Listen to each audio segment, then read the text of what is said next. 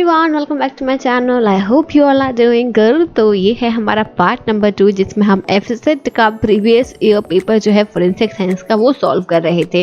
तो part number 1 अगर आपने नहीं देखा है तो मैंने कल पार्ट 1 में 30 क्वेश्चंस जो हैं वो कंप्लीट कराए थे और आज का जो मेरा ये टारगेट रहेगा, आज हम 30 क्वेश्चंस और करने वाले हैं और ये आपको डेली बेसिस पर वीडियोस मिलने वाले हैं, डेली, जो कि रोज़ आपको मैं यहाँ पर क्वेश्चन सॉल्व कराऊंगी। तो अगर आप चैनल पे नए हैं तो फटाफट से सब्सक्राइब कर लो, नोटिफिकेशन बेल आइकन को प्रेस कर लो और वीडियो को लाइक करना मत भूलना। चलो तो शुरू करते हैं हम इस वीडियो को और सबसे पहला क्वेश्चन यहाँ पे आता है क्वेश्चन नंबर 31 जिसमें लिखा हुआ है इन capillary electrophoresis which flow causes the movement of electrolyte through the tube.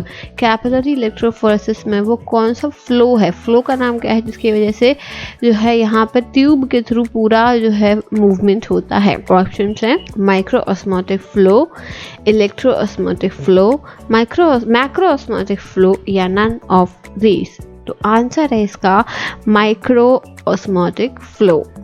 ठीक है, नेक्स्ट असर्शन रीजन है। फिर से असर्शन रीजन के हमने पहले वाले वीडियो में भी 2 क्वेश्चंस कंप्लीट करे थे, इसमें भी हम 2 क्वेश्चन, इसमें भी देखो पहला क्वेश्चन आ गया है, असर्शन दिया हुआ है। अभी तक मैंने जितने भी असर्शन रीजन वाले क्वेश्चंस कराए हैं वो सब ब्लड पे ही थे। ये तीसरा क्वेश्चन है जो आपको ब्लड पे आ रहा है, यानी कि ब्लड से रिलेटेड बहुत सारे क्वेश्चंस आपसे पूछे जाएंगे। तो ब्लड को बहुत अच्छे से पढ़ना, टेस्ट के बारे में अच्छे से पढ़ना, सारी चीज़ें जो हैं उन पर फोकस करना। यहाँ पे लिखा है phenolphthalein solution is use to show the possible presence of blood. Phenolphthalein solution का यूज़ इसलिए करते हैं कि जो है ब्लड के प्रेजेंस को बता सकें। As there is no specific peroxidase reaction with haemoglobin produces pink colour. कोई अगर रिएक्शन यहाँ पर नहीं होता है तो वो पिंक कलर प्रोड्यूस करता है which indicates the presence of blood. आपको बताना है कि जो है रीज़न करेक्ट है, असर्शन गलत है, या रीज़न इनकरेक्ट है पर असर्शन सही है, या दोनों ही गलत हैं या दोनों ही सही हैं। तो देखो ऑप्शन नंबर सी जो है वो है सही, दोनों ही जो है वो सही है। असर्शन भी सही बोल रहा है और रीज़न भी बिल्कुल सही है कि यहाँ पे पिंक कलर प्रोड्यूस होता है। Question number 33 a change in base of an amino acid sequence may produce a change। देखो अगर आप अमीनो एसिड सीक्वेंस में चेंज करोगे तो वहाँ पे भी चेंज प्रोड्यूस होगा, जिसको हम क्या बोलते हैं, अटेट्रार, अजाइगोट, अपॉइंट म्यूटेशन या इंडिपेंडेंट असॉर्टमेंट। म्यूटेशन पर है, अमीनो एसिड के सीक्वेंस में चेंज होता है तो हम उसको क्या बोलते हैं, हम उसको बोलते हैं पॉइंट म्यूटेशन। ठीक है, point mutation, types of mutation पढ़ लेना एक बार, कितने टाइप के म्यूटेशन होते हैं 11th-12th में ये पढ़ा होगा। Next question, a polymorphic enzyme found in human blood में हेल्प इन। पॉलीमॉर्फिक एंजाइम जो ब्लड में मिलता है वो किस चीज़ में हेल्प करता है, इंडिविजुअलाइजेशन, पॉलीमॉर्फिज्म, एग्लूटिनेशन या प्रेसिपिटेशन, किस चीज़ में हेल्प करेगा। पॉलीमॉर्फिक एंजाइम के बारे में पूछा है।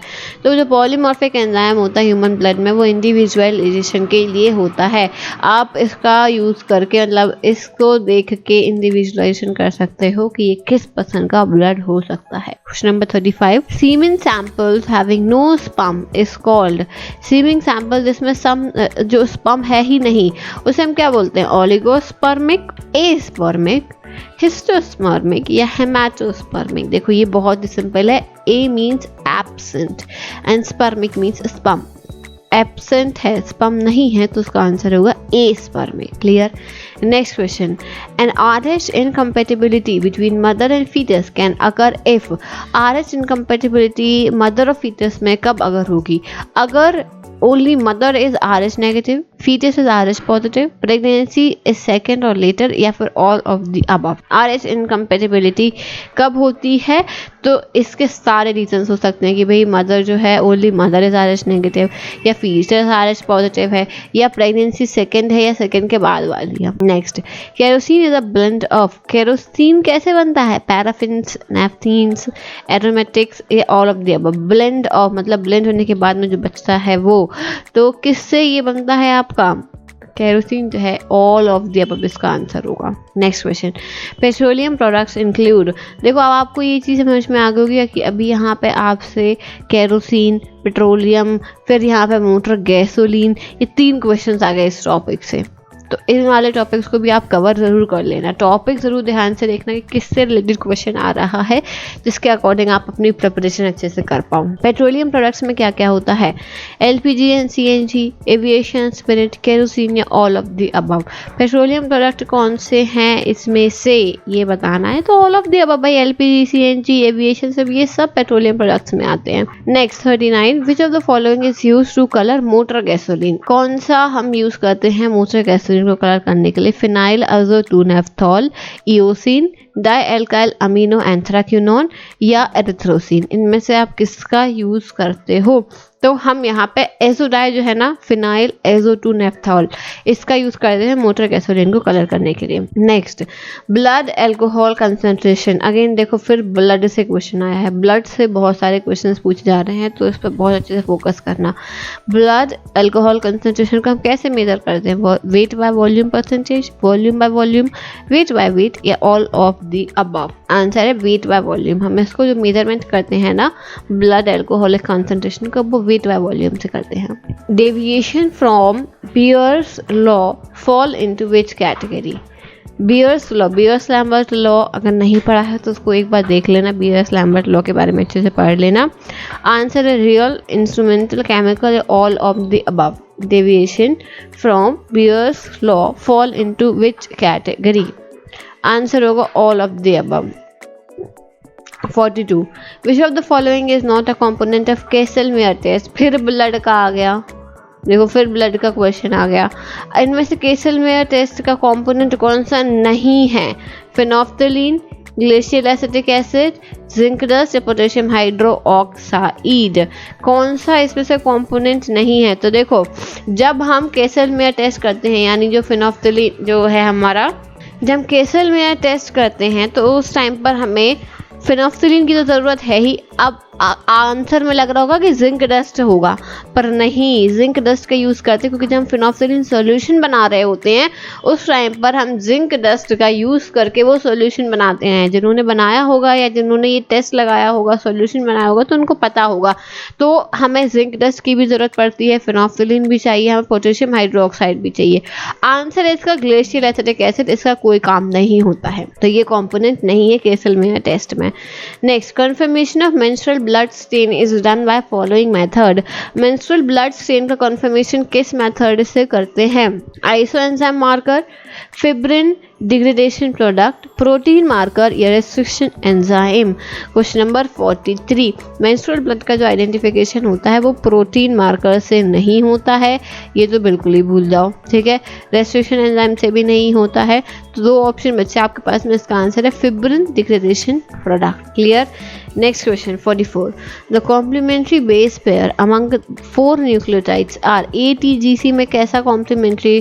AT और GC, ठीक है। ये एक चीज़ मतलब यहाँ पे पूछ रहे हैं कि इसमें जो पेयरिंग होती है, बेस पेयर्स कैसे बनते हैं? हम बोलते ही ऐसे हैं ATGC ATGC, तो ये ऑप्शन होगा, इसमें तो पढ़ने की भी जरूरत नहीं है, AT और GC खत्म। नेक्स्ट, अगेन देखो सीमेंट से रिलेटेड बहुत सारे क्वेश्चंस आ चुके हैं, 4-5 क्वेश्चन हम कल से लेके आज तक में कर चुके हैं। सेमिनल फ्लूइड को लेके आ चुके हैं, तो इसको बहुत अच्छे से पढ़ लेना एक बार ये टॉपिक, यानी इससे क्वेश्चन आपसे ज़रूर पूछे जाएंगे। फिर से क्वेश्चन दिया है, seminal fluid is gelatinous material produced in male by seminal vesicle, prostate and. ये भी इजी है, देखो एक इसके पहले भी जो क्वेश्चन किया था वो भी उसी पर पूछा गया था कि भाई सेमिनल फ्लूइड कहाँ से प्रोड्यूस होता है। तो ऑप्शन है एड्रिनल ग्लैंड, बिल्कुल भी नहीं, एड्रिनल ग्लैंड से तो बिल्कुल ही नहीं। पिट्यूटरी ग्लैंड से होता है क्या?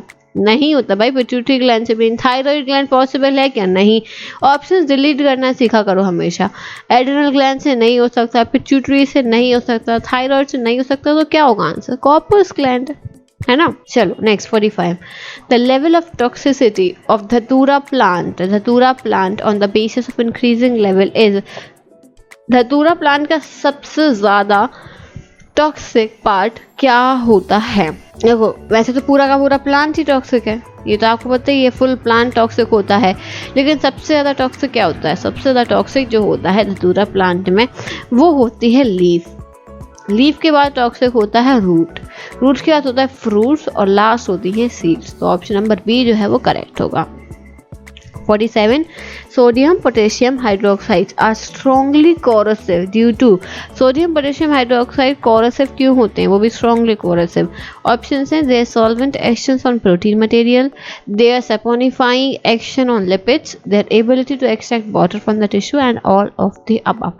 जब भी कोई क्वेश्चन में all of the above होता है ना तो mostly answer all of the above ही होता है. ये तुक्का लगाने वालों के लिए है, ठीक है, हमेशा नहीं होता. यहाँ पे एक और क्वेश्चन में पढ़ा था उसमें नहीं था, देखो ये वाला, ये बहुत ही सिंपल सा क्वेश्चन है.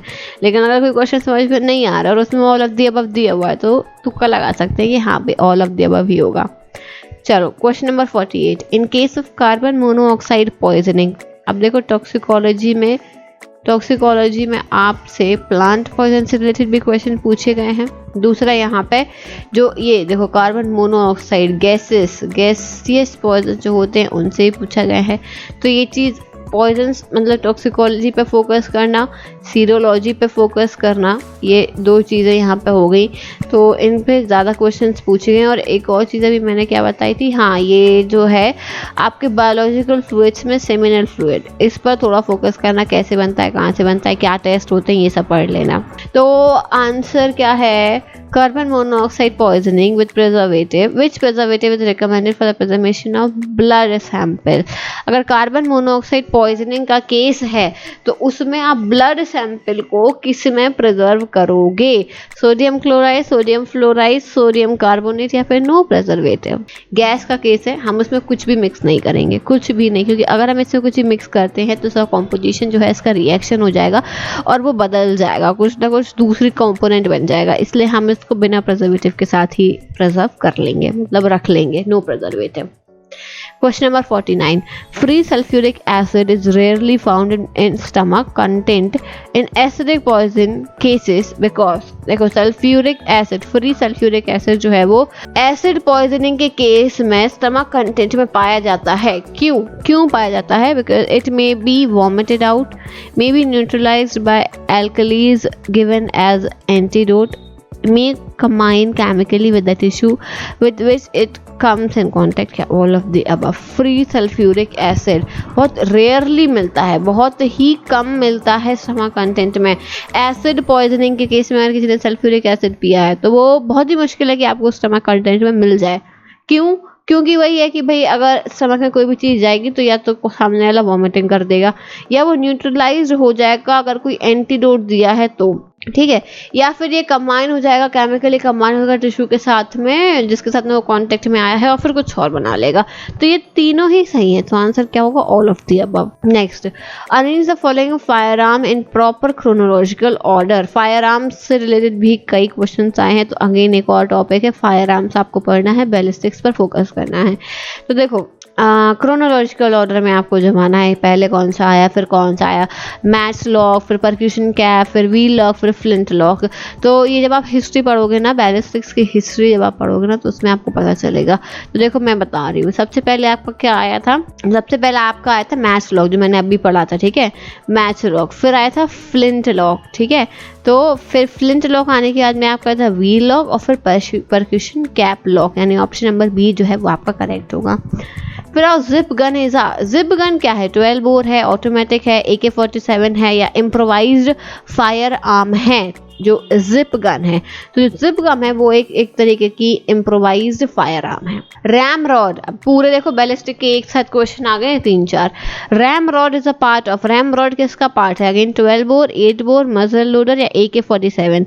रैम रॉड किसका पार्ट है, तो रैम रॉड जो है वो आपका जो मजल लोडर्स होते हैं उसका पार्ट है. Next question, match the following दिया हुआ है, tempered glass, borosilicate glass, coloured glass और रॉक वूल. इनको आपको मैच करना है. अब इसमें मैचिंग करेंगे हम. टेम्पर्ड ग्लास जो होता है ये डाइस फॉर्मेशन में बना हुआ होता है, ठीक है, डाइस फॉर्मेशन में बना होता है. इसके बाद में आपका जो बोरोसिलिकेट है ये कॉन्स्टिट्यूट ऑफ B2O3 कोड्स. इसके बाद में फिर क्या है आपका कलर्ड ग्लास. थर्ड जो है वो है आपका कलर्ड ग्लास जिसमें मेटालिक ऑक्साइड होते हैं और बचा फिर ये तो इसमें मॉल्टन रॉक होता है, यानी ऑप्शन नंबर सी जो है वो करेक्ट है. Next 54, the following is are regenerated fibre. इनमें से रीजनरेटेड फाइबर कौन सा है, cotton, rayon, nylon, silk. Natural fibre, synthetic fibre, regenerated fibre. तो रेयन जो है वो आपका रिजनरेटेड फाइबर होता है। Next question, which of the following statement is not true in case of an accident report. Accident report के case में कौन सा स्टेटमेंट ट्रू नहीं है, तो वो पढ़ लेते हैं। हम स्टेटमेंट पढ़ेंगे पहले फिर बताएंगे। The diagram of the position of the vehicle, the diagram of the position of the vehicle as found after the accident should be present। भाई यहाँ लिखा है कि डायग्राम जो है व्हीकल का वो आपके पास में होना चाहिए, एक्सीडेंट का जो डायग्राम है वो होना चाहिए। Diagram of tyre marks, impact marks and other item found at the scene should be present. जितने मार्क्स मिले हैं इनका डायग्राम होना चाहिए। सी ऑप्शन दे रहे हैं, द रिपोर्ट में contain statement made by parties और witnesses at later stage and photograph of the scene. तो फोटोग्राफ तो हमें चाहिए ही चाहिए। हमें स्केच, डायग्राम का यहाँ मतलब है स्केच भी होना चाहिए, टायर का, इन सब का भी स्केच होना चाहिए। ये नहीं हमें ज़रूरत है इसकी कि हमें जो है स्टेटमेंट जो है वो जो पार्टीज ने दिए हैं उसकी रिपोर्ट हमें ज़रूरत नहीं रहती है जब भी हमें जो है यहाँ पर मिल रही होती है रिपोर्ट। ऑप्शन नंबर सी जो है वो करेक्ट है।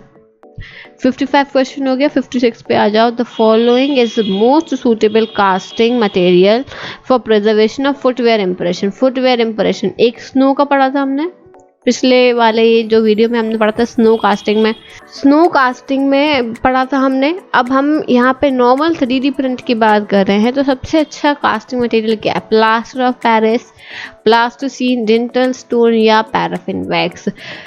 तो देखो प्लास्टर ऑफ पेरिस तो यूज़ किया ही जाता है ना, लेकिन इसमें पूछे इनमें सबसे अच्छा कौन सा है, तो वो डेंटल स्टोन हम इसे बोल सकते हैं। इससे बहुत अच्छी कास्टिंग होती है। नेक्स्ट अब आता है aniline temperature of an ordinary glass. Annealing temperature for ordinary glass क्या होगा, मतलब टेम्परेचर क्या होगा ऑर्डिनरी ग्लास के लिए। तो इसका डायरेक्ट मैं आंसर बता देती हूँ, 500 डिग्री से लेके 650 डिग्री सेल्सियस तक। 58 पे आओ। Multiplication factor to estimate stature from femur is. भाई जो फीमर बोन है उसमें से आपको जो है स्ट्रेचर का एस्टिमेट लगाना है, तो मल्टीप्लिकेशन फैक्टर क्या होगा, तो आंसर है 3.8। 59 the following is not a component of Gustafson's method. Gustafson's method हमने पढ़ी थी, किस लिए दी थी? देखो गुस्ताफ्सन ने जो मेथड दी थी वो दांतों के लिए दी थी। इनकी जो मेथड थी, अगर आप ओडोंटोलॉजी पढ़ते हो गुस्ताफ्सन्स मेथड जरूर पढ़ोगे उसमें, ठीक है, इसको एक बार पढ़ लेना। गुस्ताफ्सन्स फॉर्मूला भी है तो इनकी मेथड भी इन्होंने दी है, तो ये ओडोंटोलॉजी में काम आती है। तो डेफिनेटली तो इनने क्या, इसमें कौन सा कंपोनेंट नहीं है, ये देखो। अब देखो यहाँ आपको लग रहा होगा कि डेंटेशन आंसर होगा, तो नहीं। देखो attrition, root resorption, cementum apposition, इनका एक फॉर्मूला था पूरा, जिसमें ऐसे हम रूट का डायग्राम बनाते हैं ना हर चीज़ का, ये वाला जब डायग्राम बनता है इस तरीके से, तो इसमें अंदर काफ़ी सारी जो लेयर्स होती हैं उसके अकॉर्डिंग यहाँ पे बात की जाती है। तो गुस्ताफ्सन ने जिस चीज़ कह रहे हैं बात करी थी वो था attrition, root resorption, cementum apposition, लेकिन डेंटिशन कह रहे हैं बात नहीं करी थी। तो ये पूछते इसका कौन सा कंपोनेंट नहीं है इनकी मेथड में, तो वो डेंटिशन नहीं है, तो ये करेक्ट आंसर होगा। ठीक है, यही कंफ्यूजन हो जाता है और इसी में बच्चे जो हैं वो गलत करके आ जाते हैं क्वेश्चंस। इस चीज़ का ध्यान रखना, नोट लिखा है कौन सा कंपोनेंट नहीं है। और आज का लास्ट क्वेश्चन है हमारा, spin coupling is observed in. Spin coupling जो है वो किस में ऑब्जर्व की जाती है? Raman spectroscopy, neutron activation analysis, mass spectroscopy या NMR। तो देखो NMR में की जाती है स्पिन कपलिंग। NMR को एक बार अच्छे से पढ़ लेना। NMR स्पेक्ट्रोस्कोपी, स्पेक्ट्रोमीट्री जो है इसमें स्पिन कपलिंग देखी जाती है। ठीक है, तो ये 60 क्वेश्चन हमने कंप्लीट कर लिए हैं। जो नेक्स्ट हम वीडियो लाएंगे कल, उसमें हम 40 क्वेश्चंस और करेंगे। तो हमारे टोटल 100 क्वेश्चंस फॉरेंसिक साइंस से कंप्लीट हो जाएंगे। इसके बाद में आप लोग मुझे कमेंट सेक्शन में बताना कि आपको फॉरेंसिक के ही और क्वेश्चंस करने हैं या फिर मैं आपको बायो के भी क्वेश्चंस करवाऊँ। ठीक है, FSC के ही और करने हैं या बायो के और क्वेश्चंस करने हैं, कौन से और क्वेश्चंस करने हैं वो आप मुझे कॉमेंट में बताना, तो हम उसी हिसाब से आगे जो है वो वीडियो लेकर आएंगे। Is that clear? I hope कि आपको ये वीडियो पसंद आई होगी, क्वेश्चन समझ में आ गए होंगे, एक आइडिया आपको लग रहा है कि बहुत टफ क्वेश्चंस नहीं है, है ना। बहुत ज़्यादा डीप में पढ़ने की ज़रूरत नहीं, बहुत टफ क्वेश्चंस नहीं है जो है, ऊपर ऊपर से क्वेश्चंस पूछे गए हैं, लेकिन आपको मालूम सारे टॉपिक होना ज़रूरी है। ठीक है, तो ये चीज़ समझ में आ गई। आई होप कि आपको ये वीडियो पसंद आया होगा, और अगर ये हेल्पफुल लग रहे हैं तो आप लोग वीडियो को लाइक ज़रूर करना। कमेंट में आप अपने डाउट्स पूछ सकते हो, और जो भी क्वेरी है वो आप पूछ सकते हो। टेलीग्राम ग्रुप को ज्वाइन कर लेना, वहाँ पे मैं PDF वगैरह इनकी शेयर कर दूंगी, तो आप वहाँ से डाउनलोड कर सकते हो। साथ ही में जितने भी नोटिस आते हैं, जो भी अपडेट्स रहते हैं, वो मैं वहाँ पे देती रहती हूँ। So thank you so much for watching this video. I will see you soon in the next video. Till then take care everyone, bye bye.